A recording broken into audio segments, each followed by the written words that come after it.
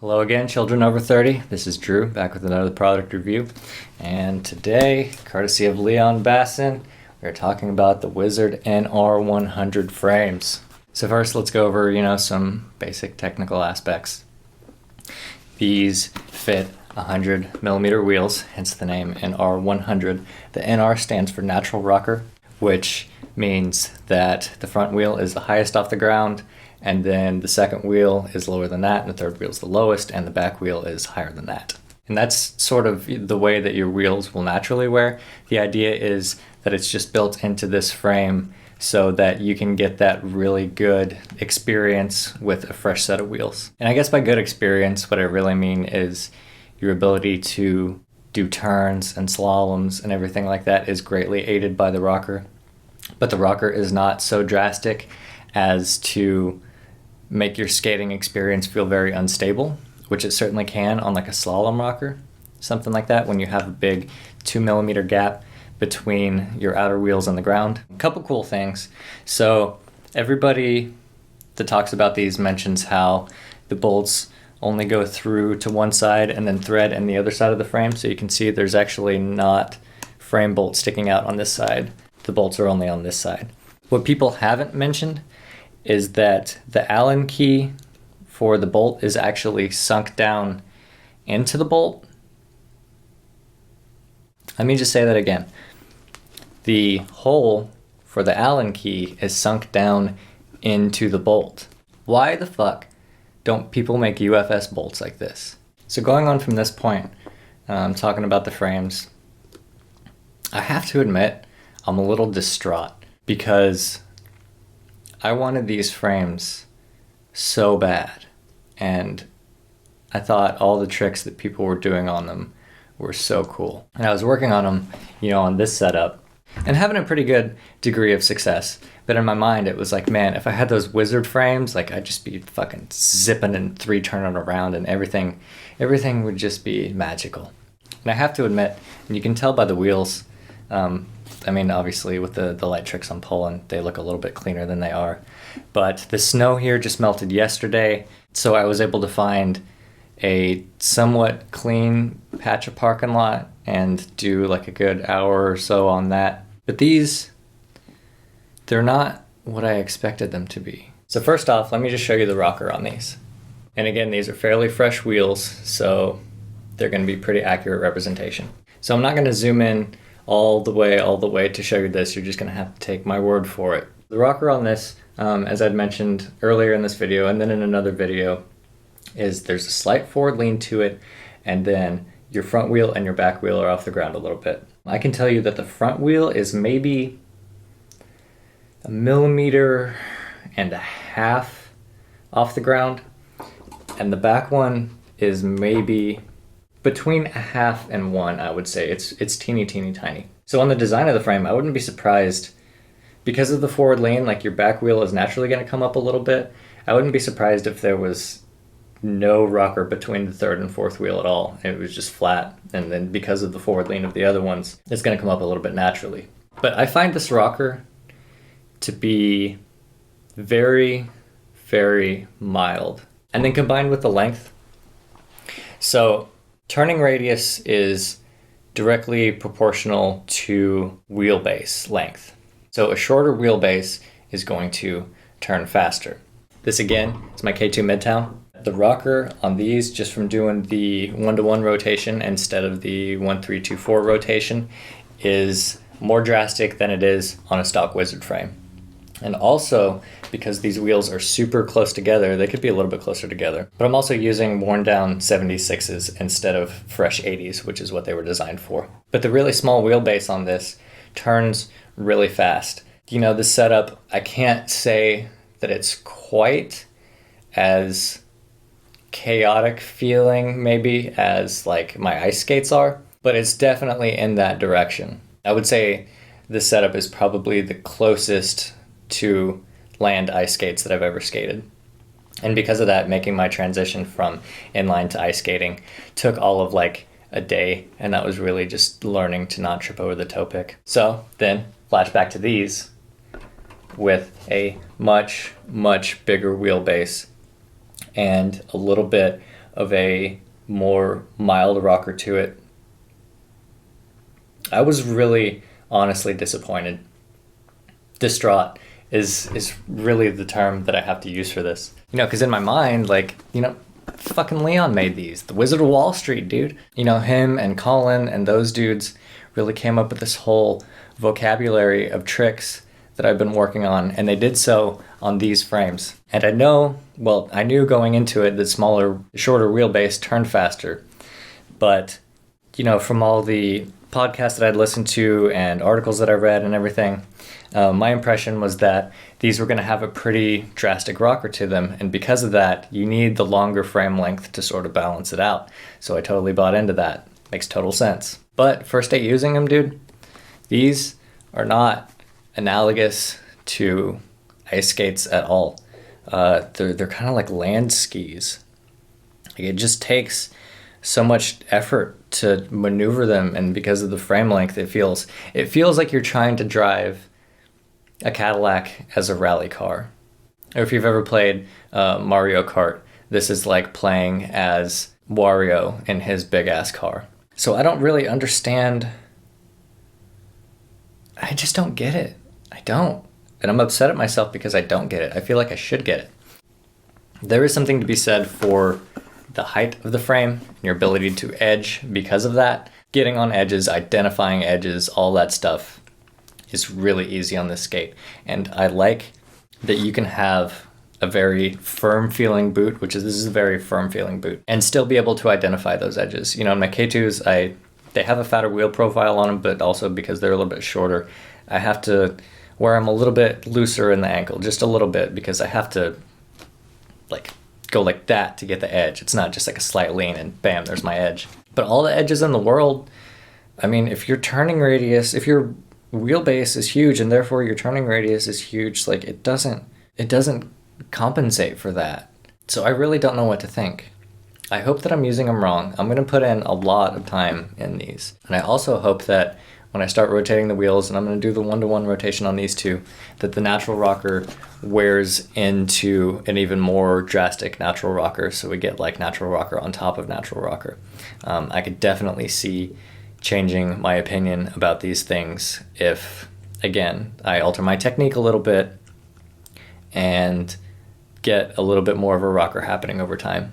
But again, this is the first impressions part of the video.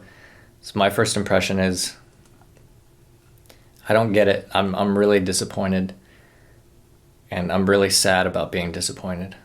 All right, part 3. Well, part 2 of this video, I guess. Anyway, it's the second part of this Wizard frame review. And you'll notice that I have what looks like tiny fucking wheels in these. The Seba 82 100s, I don't know exactly what model they're called, that came with these, were just wobbling all over the fucking place, and I think that's probably a lot of the reason why I had a bad time with them to begin with. It was bad, and I tried a couple things. I tried to pop the bearings out and pop them back in, and it didn't really work, and I tried with like a different spacer, and it didn't work either. So I talked to Leon about it, and he said he's never had any problem with those wheels, and you know, he's sold a bunch and used a bunch, and you know, I have to believe that's the case. But for whatever reason, like, they were just wobbling like a motherfucker. So I had some basically unworn K2 80 mils sitting around, and they don't wobble, so I put them in there. And on that note, you know, I obviously missed a big part of this frame from having to do that, because the speed of the 100 mil is, in my opinion, like the big draw of this frame. You know, if you look at the dudes that skate these, and you know, sort of the subculture that it came out of, those dudes love skating like fast as fuck through parks and like carving around bowls and getting airs and doing all that shit. And these, you know, with the 100 mils and like some good bearings in them and like the slight rocker that it has, would be like just so ideal and awesome for that. Unfortunately for me, even with the 80s in there, and I mean, 80s are pretty fast. I'm used to the way the 80s feel, so I wasn't able to get that night and day bump up in 20 mil flavor shit. But the parks around me aren't really set up for a good flow like that. You know, we have a spot that has like a couple bowls, but transitioning between them would be like fucking scary. Like they're all concrete, and like one of them's super deep and the other one is like it carves in all kind of like awkward ways, and the transition between them, I mean, it's not like a spine, like there's good like amount of space between it. So yeah, I'm not gonna fucking do that. So I think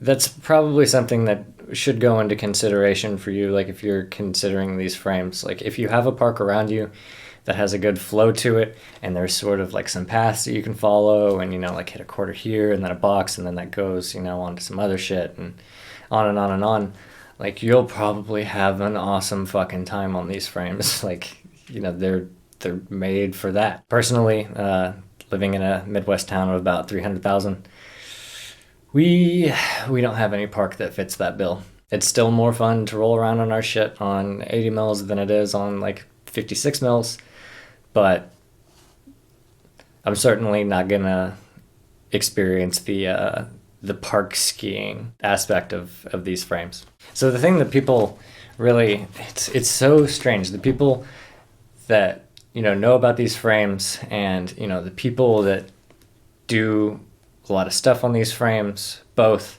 you know, what's considered the Wizard style, or the style based on these frames, is that kind of like swivelly style, you know.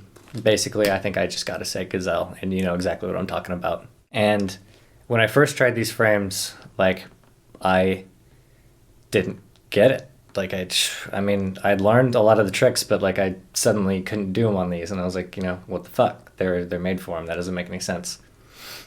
And I figured out, you know, the height of the frame really, it helps you get a deeper edge is the thing. It's not that it helps you get on your edges easier, it's that you can lean your foot way the fuck over and still feel pretty supported in what you're doing. And that's kind of the position that you have to make all your turns and stuff in. So you have to get like really deep edges to make the turns that you normally don't need that deep of an edge to make. And I think a lot of the style of the way that those tricks are done has to be attributed to that for that reason. I mean, there's like a specific way that you have to do these tricks on these frames. Are these the best frames for those kind of tricks? Unfortunately, and like incredibly ironically, like I have to say no. My Aero setup that has like the natural rocker kind of worn into it is way more fucking swivelly than these are. Like even, you know, with these getting broken in a little bit. I have another setup now that's like some 270 mil Salomon frames that I Frankenstein like some 72s and 68s in. So it's like about 270 millimeter, 2 millimeter rocker on each side. And that's way more swivelly than these frames. Again, like toe rolls on these are ironically hard. And I have to believe that it comes back to, you know, I mean, really like a couple things. Like, first of all, the rocker on these is like very mild. I think, you know, for somebody that's used to rolling completely flat, like I think this would probably feel great, you know. But if you're part of that whole culture that likes to just swivel around in place and do like this flatland rollerblading thing, like, I mean, again, like coming from my other setups, like it felt unfortunate. It felt way more stable than that, which is not what you want for that kind of thing. And second, it's just the wheelbase, man. Like the size of a wheelbase you need for 4 100 millimeter wheels is pretty big. And it's basic science, you know, that the smaller the wheelbase, the faster the turning radius is going to be. And I mean, that's just it. So the rocker, conclusion, I am a fan of the rocker. I just think it's on too long of a frame. I think if this frame was, again, about 5 centimeters shorter, it would probably be like the perfect rocker. But for something this length, like it's too mild-mannered for the tricks that it's associated with. On the height of the frame, I think, well, see, it's tough because the whole 100 millimeter thing, again, is awesome for going like super fast and carving through parks and stuff like that. And if that's what you want these frames for, like that's an awesome thing. If we're talking about building the best frame for like flow skating, as Leon calls it, I don't think that this height of frame is really necessary or maybe even like advisable. I mean, first of all, it makes things very prohibitive because you need a very expensive skate that's going to be supportive enough to allow you to roll these, which just takes them out of the equation for like a lot of people. They're just not going to be able to skate them and have a good time. Like, you're not going to get a set of Wizard frames and throw them on your volos, you know, and have a good time. It's not going to happen. And the whole getting deep on edges and stuff, like, it's cool and it makes you do things in a certain way, you know, that, you know, people find aesthetically pleasing, or they don't. Personally, I find it pretty aesthetically pleasing. But, you know, with a shorter frame, you just don't need to do that. And then again, with a shorter frame, when you get into that deep edge, you're going to be able to turn like even faster, you know. So I don't see that there's actually an advantage to, you know, forcing yourself to get a deeper edge to do things that you could with a shallower one on a different setup. But, you know, generally I think like around the 72 to 80, most skates that are out right now are going to be about the right level of support for that kind of setup. So that's the way I would go, you know, for skates like that. Like, if you don't have, you know, either like the K2 Unnatural or like a Seba boot, like a CJ or something like that, and you want to do like the swivelly kind of tricks, you know, as opposed to the big going fast kind of stuff associated with these frames, like an 80 mil is going to be the way to go. And then on the length of the frames, again, that's a product of the wheel size mainly, but it's worth touching on. I think it's probably super dope for going through a park super fast, but it is not conducive to swivels and stuff, like, really at all. I will say it is nice having this back wheel come out a little bit farther. And again, I noticed on my figure skates, the blade comes out like a good inch probably past the back of the boot. And that's because all the jumps, they always land fakie. You know, which rollerbladers who always land fakie. So it's awesome really having a little bit of extra support in the back on these. But again, I find the really long wheelbase along with the mild rocker just kind of makes them sluggish. So yeah, kind of a weird conclusion overall. These frames are really good for the aspect of them that people tend to overlook, which is the whole going through parks really fast and getting big airs on stuff and all that. Like, these frames are excellently designed for that. For like flatland rollerblade tricks, I feel like there's a lot of better options. But on a note of the length of the frame, I'm not totally opposed to the idea of frames that are a little bit longer, for a few reasons. First of all, I mentioned like the 270 mil setup that I had with the 2mm rocker, and that feels great compared to like 240 millimeter frame with a 2mm rocker for me. Just that extra little bit of wheelbase to tame the rocker out a little bit is it's great. And then again, it pokes out a little on the back, so it's really good for landing fakie. But the thing that I think people really haven't explored yet is, okay, so we had frames that were just like as big as the wheels made them need to be. And then we decided H-blocks were a good idea. So we got smaller wheels and we pushed them all the way to the outside and we stuck the H-block right in the center. And that was really good for doing tricks with the H-block. Now we're moving to the spot where, you know, people are going back to setups that don't have an H-block and have the wheels, you know, spaced more naturally. But we haven't really messed with variance in where the wheels actually sit. You know what I'm saying? So theoretically, if we took that H-block frame and we took the H-block out and we could move the wheels, like, we would have a lot of play between, you know, the second and third wheel. And we could line up the third wheel with a completely different part of the foot than we're used to lining it up with. And maybe that would be awesome. You know, same thing with the second wheel. What if we put it like right under the ball of the foot? Maybe that would be awesome. So I think there's a whole dimension of wheel placement that we haven't really explored yet, and I think it's very much worth exploring. If we're going to get rid of the H-block, we need to replace it with something. We need a frame. You know, a lot of people perceive the Wizard frame as like, you get it, and then all of a sudden you can do like all these tricks without, you know, trying and everything. Like, it just makes all the gazelles and shit easy. I can tell you that's not really the case. But I do think that we do need a frame where if you put it on, it opens up, you know, a ton of new possibilities that weren't there before. And there are tricks that you objectively couldn't do with, like, you know, some GC bigs or something like that. So I have a few thoughts on what that'll look like, and I'm going to talk about them in the next video, which will come out tomorrow. And it'll be getting into like a bunch of super nerdy shit. So just a forewarning on that. But I think it's really a pursuit worth looking at. I think we need to look into how can we make the best flow frames possible, and how can we approach things like rocker and wheel placement in a way that nobody ever has before, that'll allow us to do all kind of tricks that aren't possible now. That's what I want to do. I want to open new doors. So let's open some doors tomorrow. Oh, and just to kind of wrap it up, I just wanted to you know, thank Leon again. Like, it was really, really cool of him to send me these skates and just let me try them out and, you know, review them and get my thoughts on them and stuff. Like, it's super dope. You know, it's something that, it's one of those things that, you know, I'd thought about, like, oh man, that would be so like cool if that happened. But like, I didn't think it actually would, and it did. And the whole of that hinges just on Leon being an awesome dude. Like, he could have looked at me and been like, this dude has like 50 fucking subscribers. I'm not gonna send him shit.